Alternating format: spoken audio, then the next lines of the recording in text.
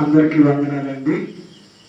మరి ఈరోజు మనం వాతావరణాన్ని చూసినట్లయితే నిన్నటి దినాన ఈరోజు చాలా వేడి, ఎండ, గుబులుగా చాలా ప్రజలెంతో ఇబ్బంది పడుతున్నట్లుగా మనం చూస్తున్నాం. కొంతమంది ఈ ఎండను తట్టుకోలేక మరణించిన వారు కూడా ఉన్నారు కదండి. అయితే ఈ భూమిపై ఉన్న ఈ ఎండనే మానవుడు భరించలేకపోతున్నాడు. మనిషి ఆ వేడిని తట్టుకోలేక అల్లాడిపోతూ ఉన్నాడు.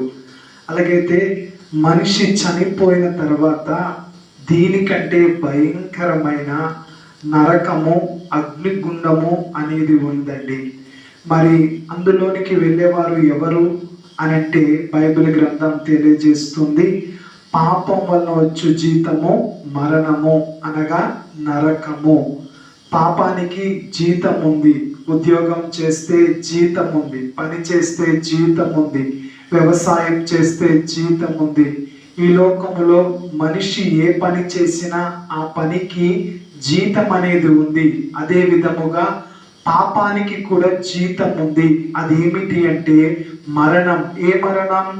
సహజ మరణం. శారీరకంగా చనిపోతా ఉంటారు చూడండి. ఎండకి భరించలేక కొంతమంది చనిపోయారు. ఆ మరణం గురించి బైబిల్ చెప్పటం లేదు, కానీ అలా మరణించిన వారు వారి శరీరాలు మట్టిలోనికి వెళ్తాయి, కానీ వారి ఆత్మ ఎక్కడికి వెళ్తుందంటే దేవుని నమ్ముకుని పాపాన్ని విడిచిపెట్టి పాపాన్ని ఒప్పుకుని పాప క్షమాపణ పొందుకుని రక్షణ పొందిన వారి ఆత్మలు పరలోకానికి, దేవుని యొద్దకు వెళ్తాయి. అట్లా కాకుండా పాపములో జీవిస్తూ పాపాన్ని ప్రేమిస్తూ పాపము కోసం పరుగులు తీసేవారు, పాపములో చనిపోయిన వారు వారెక్కడికి వెళ్తారంటే అగ్నిగుండానికి వెళ్తారు. అదే నరకం. అక్కడ ఎలా ఉంటుంది అంటే అగ్ని ఆరదు, ఆత్మ చావదు.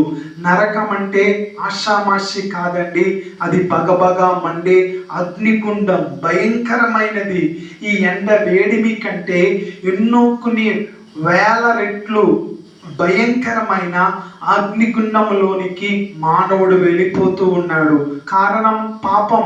అలాగైతే దేవుడు మానవులను ప్రేమించి మనం ఎవరము కూడా ఆ నరకములోనికి వెళ్లకుండా ఉండటానికి యేసుక్రీస్తు ప్రభువారు ఈ లోకానికి వచ్చారు, తన ప్రాణాన్ని పెట్టారు. ఆయన చనిపోయి తిరిగి లేచారు. ఆయన యొద్దకు వస్తే, ఆయన నమ్మితే, ఆయన ఎదుట పాపాలు ఒప్పుకొని విడిచిపెడితే ప్రభు మిమ్మల్ని క్షమించి రక్షిస్తారు.